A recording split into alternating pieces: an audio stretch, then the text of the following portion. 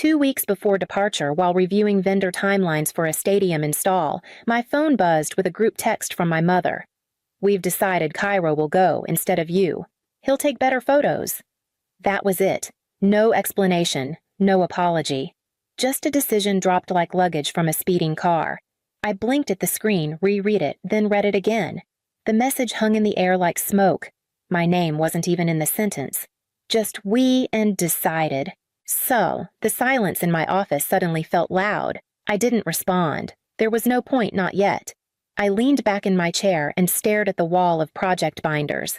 I'd spent weeks planning this trip. 10 days in Dubai, first-class tickets, 5-star hotel desert tours, dinner in the sky, all of it. A retirement gift for my father. A thank you for the years of drywall dust and ruined knees. A chance maybe to feel like a family again. And they gave my seat to Brisa's fiancé, Cairo, who once tried to pitch me an app idea that already existed in 10 better-funded versions. Cairo, who had never paid for a dinner check without mysteriously needing the restroom. Cairo, who spent Christmas in our living room talking about synergy while borrowing my Wi-Fi password. I opened the Emirates app. My name was still there for now. I didn't cry. That wasn't how I processed betrayal. Instead, I opened a spreadsheet, labeled it Dubai Recovery, and began making a list. Flights, hotel, tours, refund policies, security contacts. Next to each line item, I wrote one word, mine. Then I opened a second sheet and titled it Debt Ledger. At the top, I typed their names. I bought the second condo in 2018, 2 bedrooms, nothing fancy but newer construction and close enough to downtown Bend that it would always rent well. That was the plan anyway. Passive income, long-term investment. I ran the numbers a dozen times before signing locked in a 4% fixed rate and set aside a fund for maintenance. I didn't buy it for them, but when Dad's job dried up during the pandemic and Mom said the words, "We just need a little time to get back on our feet," I handed them the keys. No lease, no deposit. Just an agreement, $900 a month, utilities covered. It was less than half the market rate, and even that wasn't consistent. By year 2, I'd stopped asking. Asking turned into tension. Tension turned into silence. Brisa moved in around that time after falling out with some roommates over personality clashes. She brought 6 suitcases, a dog, and a ring she said wasn't official yet, but close. They always had excuses: a delayed invoice, an unexpected car repair, Mom's birthday brunch. I tracked it all, $17,800 in missed rent by last November. I never brought it up again, not directly. I figured the spreadsheet would protect me from becoming resentful, as if neat rows and conditional formatting could make it fair. They bought a new espresso machine last fall. I recognized it from my Amazon cart. Brisa once called me cold for sending a Venmo request after she'd used my Instacart account to order $142 worth of supplements and sushi. "It's not a business, Serene," she said, like I'd broken some unspoken rule of sisterhood. But it always felt like a business. A terrible one. High output, zero return, and emotionally bankrupt. That morning, I updated the spreadsheet. Then I called a locksmith, because if they were going to treat me like a landlord, it was time they saw the paperwork. Cairo drifted into our lives the way spoiled cream ruins coffee slowly, then all at once. The first time I met him, he shook my hand like it was a branding opportunity, said something about leveraging legacy capital while complimenting the lighting in my condo. He wore tech vests over designer hoodies and name-dropped venture firms like they were close friends. According to Brisa, he was a visionary in the co-living disruption space, though when I asked what that meant, she blinked and said, "It's kind of housing, but smarter." He didn't have a job title, just ideas, vague ones, mostly centered around what other people should invest in while he nurtured the concept. Brisa adored him. She called him a futurist. Mom called him charming. Dad nodded a lot, probably out of exhaustion. When I announced the Dubai trip at Sunday dinner, I watched my father's eyes light up the way they hadn't in years. He pulled out his old book on desert architecture, said he'd always dreamed of seeing the Burj Khalifa in person. For 5 minutes, I felt something like warmth. Then, Brisa asked if Cairo could come. I said no. Calmly. "It's a gift for Dad. I've already booked 4 seats." Silence. Then, Brisa scoffed. "Seriously? You can't just buy one more ticket. I've maxed the budget, I replied. And this isn't a vacation, it's a thank you. Brisa stood arms crossed. You're just bitter no one's ever chosen you first. The words hit harder than I let on.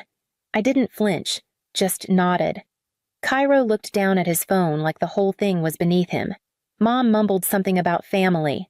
Dad avoided eye contact. That night, I didn't sleep. Instead, I pulled up the reservation portal and reviewed every cancellation policy line by line. Then, I booked a locksmith for Friday at noon. I called Emirates pretending to double-check my reservation. I already knew something was wrong, I just needed confirmation. The woman on the other end was polite, efficient. Yes, Ms. Calloway. Your reservation was updated last week. You're marked as a no-show due to a medical emergency. I didn't breathe. A medical emergency. Yes, she continued, someone claiming to be your sister called in, said you were hospitalized and would be unable to travel. She requested we change the ticket to her fiancé's name. Unfortunately, name changes aren't permitted for international travel under this fare class. My voice stayed calm. Did anyone attempt to board using that ticket? A pause. Yes. A man attempted to check in under your name yesterday but was flagged. There's now a fraud note on the reservation. You should contact our fraud department directly. I did. Filed the report, sent in my ID screenshots timestamps. They took it seriously. By evening, I knew everything. Cairo had shown up to the airport with my ticket, my name, and a TSA agent who, according to Brisa's message, was a friend from college. They were trying to pass him through using my identity. I scrolled through the group text again. The message still sat there unashamed. We've decided Cairo will go instead of you. He'll take better photos. My seat, my name, my silence. I didn't respond to them. I didn't need to. I opened the spreadsheet I'd started. Next to return flights, I added cancel, flag for misuse. Next to hotel booking, I wrote call to confirm ID requirement. I moved down the list like I was unbuilding a house. At the bottom of the page, I created a new section, legal risk.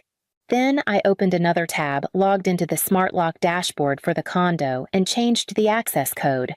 Just before I closed my laptop, I looked back at the message one last time and whispered out loud, to no one, I see you.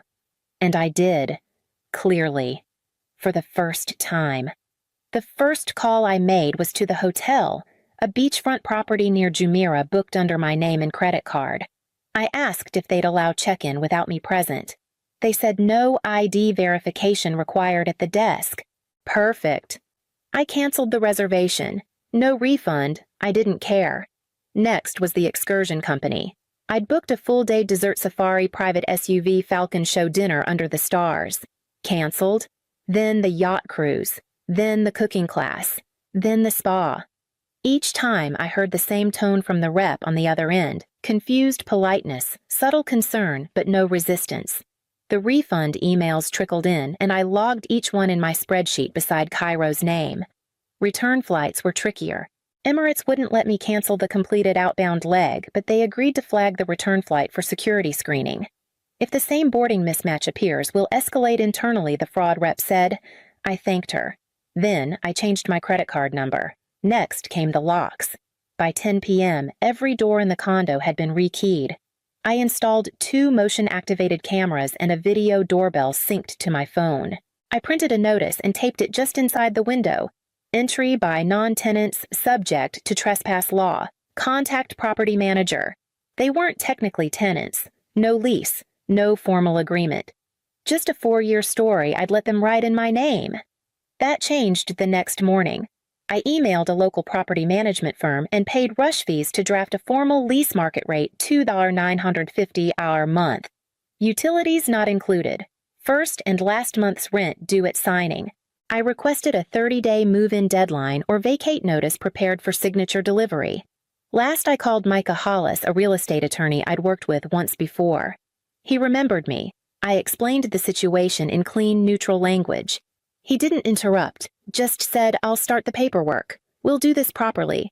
By the time I shut my laptop that night, I hadn't spoken a single word to my family, but I had reversed every trace of what they took, and the silence felt better than anything they'd ever said.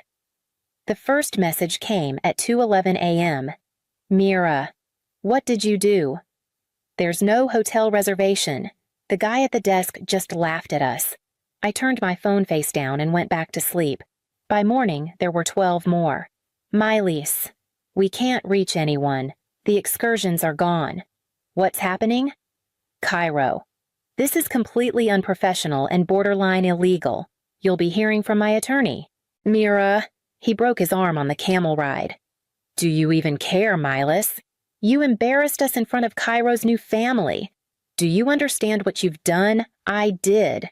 And I had a spreadsheet to prove it. I scrolled through the messages like they belonged to strangers. They'd landed in Dubai, assuming I'd still carry the load even after they kicked me off my own trip. They expected luxury. They got chaos. I imagined them walking into the hotel lobby, tired, smug, expecting cold towels and bellhops, only to hear no reservation under that name. I imagined the panic starting to crack through Mira's polished voice. Cairo huffing into his phone, trying to sound important, Miles red with humiliation. They were 3 people who had built a world out of assumptions. I had simply removed the scaffolding. Later that afternoon, a video came through. Cairo sitting on a bench with a makeshift sling Mira in the background yelling at a cab driver. I didn't hit play. Miles. You've made your point. We'll sort it out, but this was cruel, Seren. Cruel. The word sat with me longer than I expected. Cruel was paying $30,000 and being replaced. Cruel was using someone's name at airport security without consent. Cruel was telling your daughter she's less photogenic than a man you've known for 11 months. I opened a new tab and made a $1 donation to the GoFundMe Miles had set up months ago for Thorne's upcoming knee surgery. It was still active, sitting at $311. The site asked if I wanted to make my name public. I did. Under message, I typed, from the daughter who wasn't invited. Then, I closed the laptop and made myself tea. I had a meeting with Micah the next morning to sign the eviction packet. They pulled into the driveway like nothing had happened.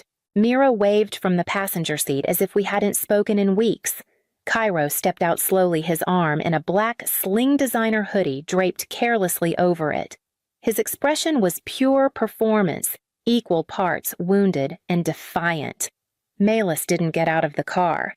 I met them halfway across the gravel, papers in hand. This is your new lease, I said. $950 a month. First and last due before move-in. Utilities not included.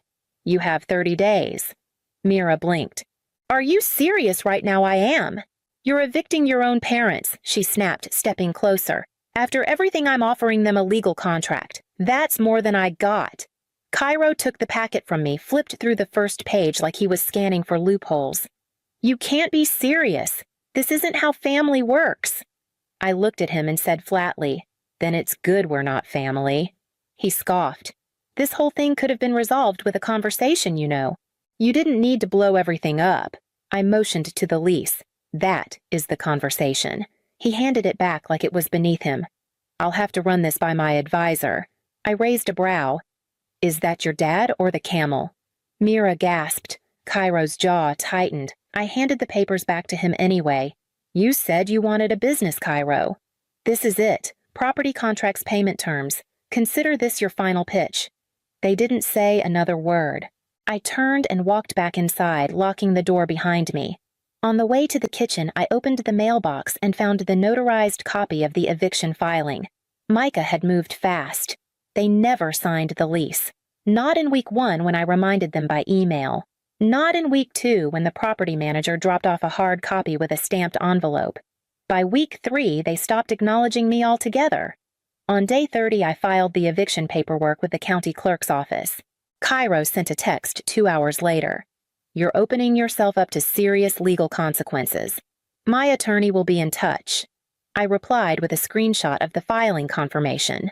Brisa left a voicemail sobbing, saying I'd torn the family apart over one stupid vacation. The same Brisa who helped Cairo fake a medical emergency and nearly committed identity fraud on my ticket. Miles sent a long email, half guilt, half nostalgia. She talked about the time she stayed up all night sewing my school play costume, the birthday cake she once made from scratch when I turned 11. She ended it with, I didn't think you'd be capable of this. I raised you better. None of them apologized, Not once. Not for the messages, not for the boarding pass, not for stealing the seat or taking the money or calling me bitter or boring or selfish. They circled around the truth, orbiting it like a planet they refused to land on. I forwarded everything to Micah, texts, voicemails, screenshots. He told me to hold firm and let the paperwork do its work. By the end of the week, the court date was set. 5 days. I changed nothing about my routine. I drank the same coffee in the same mug, showed up to work early, ate dinner alone and in peace. But I noticed I slept better. The headaches I'd had for years were gone.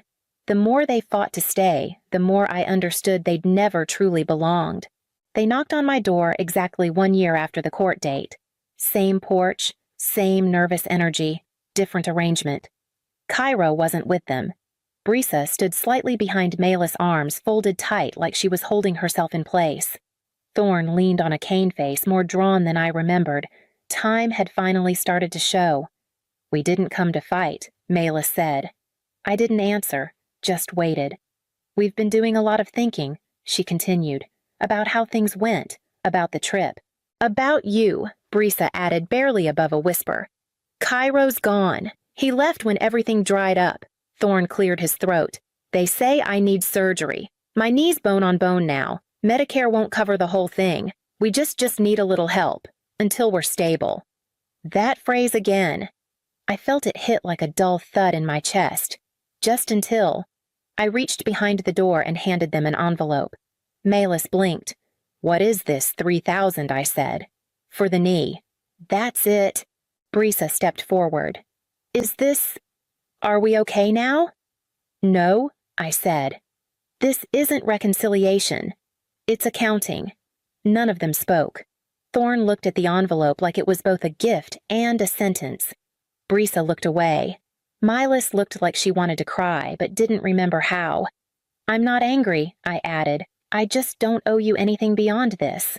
Malis reached out, maybe for my hand, maybe just for contact. I didn't move. They left quietly. I watched them walk to the car, 3 shadows against the dying sun. I wondered if they'd drive home and twist this too, turn it into something uglier or softer than it was. Maybe both. But I knew what it was. It was the last payment I'd ever make on a family I stopped investing in long ago. The message came a week later. "Until you fix this, you're no longer our daughter." No greeting. No punctuation. Just a single sentence tossed like a final stone through a window already broken. I didn't feel anger, not even surprise, just something that resembled confirmation. I sat with it for a minute, phone resting on the kitchen counter beside the envelope that had gone uncashed. Then I replied, "I stopped being yours the day you sold my seat." I didn't wait for a response. I screenshotted both messages and forwarded them to Micah. I knew he'd log it just in case anything else came through. Paper trails had become my second language. Then, I turned off my phone, packed a weekend bag, and left the condo. I didn't tell anyone where I was going, just drove. Windows down, music low. Oregon's highway curves slipping under my tires like ribbon. The silence wasn't lonely, it was clean. I stopped at a coastal town I'd always meant to visit but never had time for. Checked into a small inn where no one knew my name. Walked the cliffs at dusk, let the cold bite my hands, and watched the ocean drag the light away, inch by inch. That night, I fell asleep without checking my phone. No notifications, no spreadsheets, no calls about late rent or favors or forgiveness dressed as obligation. When I woke the next morning, I stretched into the stillness like it was something I'd earned. I brewed hotel coffee, sat near the window, and thought about that plane seat, the one I paid for the one they gave away. I realized I didn't want it back. Not anymore. Not ever.